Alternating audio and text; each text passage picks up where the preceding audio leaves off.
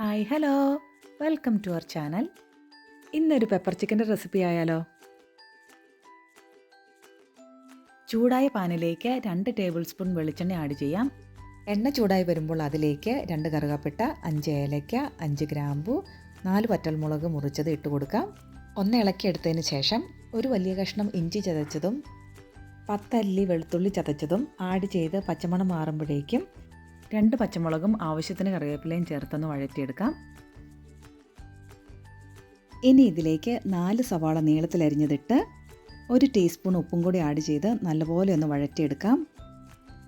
സവാള ചെറുതായിട്ട് ഗോൾഡൻ കളറായി വരുമ്പോഴേക്കും 1 ടേബിൾ സ്പൂൺ മല്ലിപ്പൊടി, 1 ടീസ്പൂൺ മഞ്ഞൾപ്പൊടിയും ആഡ് ചെയ്ത് നല്ലപോലെ വഴറ്റി മൂപ്പിച്ചെടുക്കാം. ഇപ്പോൾ മസാലയുടെ പച്ചമണമൊക്കെ മാറി നല്ലപോലെ മൂത്ത് വന്നിട്ടുണ്ട്. ഇനി ഇതിലേക്ക് ചെറിയ തരിയോട് കൂടി പൊടിച്ച കുരുമുളക് പൊടി 2 ടേബിൾ സ്പൂൺ ആഡ് ചെയ്യാം. കൂടെ 1.5 ടീസ്പൂൺ ഗരം മസാലയും ആഡ് ചെയ്ത് ചെറുതായിട്ടൊന്ന് വഴറ്റിയെടുക്കാം. ഇവിടെ 2 കിലോ ചിക്കൻ നല്ലപോലെ കഴുകി വൃത്തിയാക്കി മീഡിയം സൈസ് കഷ്ണങ്ങളാക്കി എടുത്തിട്ടുണ്ട്. അത് ഇതിലേക്ക് ആഡ് ചെയ്ത് കൊടുക്കാം. 1 ടേബിൾ സ്പൂൺ ഉപ്പും കൂടി ആഡ് ചെയ്ത് നല്ലതുപോലെ യോജിപ്പിച്ചെടുക്കാം. ഇനി ഇത് മൂടി വെച്ച് മീഡിയം ഫ്ലെയിമിൽ നല്ലപോലെ ഒന്ന് കുക്ക് ചെയ്തെടുക്കാം. ഇവിടെ വേറെ വെള്ളമൊന്നും ആഡ് ചെയ്ത് കൊടുക്കുന്നില്ല. ചിക്കനിൽ നിന്ന് നല്ലപോലെ വെള്ളം ഇറങ്ങും. ഏകദേശം ഒരു 20 മിനിറ്റ്സ് ആയപ്പോൾ ചിക്കനിൽ നിന്ന് നല്ലപോലെ വെള്ളമൊക്കെ ഇറങ്ങി ഏകദേശം ഒരു വേവായിട്ടുണ്ട്.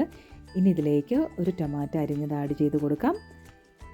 കൂടെ 1 ടീസ്പൂൺ ഗരം മസാലയും എരിവിന് ആവശ്യത്തിന് കുരുമുളക് പൊടിയും കൂടെ ആഡ് ചെയ്യാം. ഞാനിവിടെ 1/2 ടേബിൾ സ്പൂൺ കുരുമുളക് പൊടിയും കൂടെ ആഡ് ചെയ്തിട്ടുണ്ട്.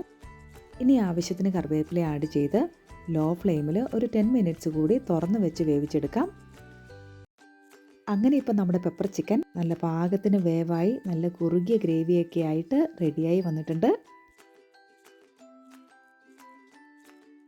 ഇനി ഇതൊരു സെർവിങ് പ്ലേറ്റിലേക്ക് മാറ്റി കുറച്ച് മല്ലിയിലേക്ക് ഇട്ട് ഗാർണിഷ് ചെയ്തെടുക്കാം.